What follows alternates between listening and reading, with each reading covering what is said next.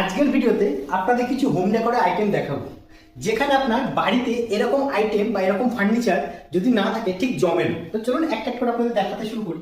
তো আইটেমটা প্রথমে বলে নেবো, এটা কিন্তু একটা রকিং চেয়ার। তো এটা কিন্তু না থাকলে বাড়িতে কিন্তু ঠিক জমে না। কেন বলি আপনাদের, আমি এছাড়া আমার বাবা, ঠাকুমা, ঠাকুরদা এগুলোতে কিন্তু ওরা রিল্যাক্স করতে পারবে, বা আমরা কিন্তু চাইলে আমাদের গিফটও করতে পারি, এরকম একটা আইটেম গিফটও করতে পারি। তো এখানে থাকছে একটা বিগ সাইজের পিলো, এই যে দেখুন একটা বিগ সাইজের পিলো থাকছে, যেখানে কিন্তু এটা মাঝে একটা ভালো সাপোর্ট দিচ্ছে, দেখুন খুব ভালো সাপোর্ট দিচ্ছে। আর এর যে কাঠের স্ট্রাকচারটা রয়েছে, বাইরে যে কাঠের অংশটা আপনারা দেখতে পাচ্ছেন, এটা কিন্তু মেরুন কাঠের উপর পেয়ে যাচ্ছেন, আর গরুটার সাথে থাকছে। তো এরকমই আইটেম চাইলে আপনারা কিন্তু গিফট করতে পারেন। আর চলুন এবার একটা নেক্সট আইটেম আপনাদের দেখাই, যেখানে কিন্তু একটা প্লাস পয়েন্ট থাকছে।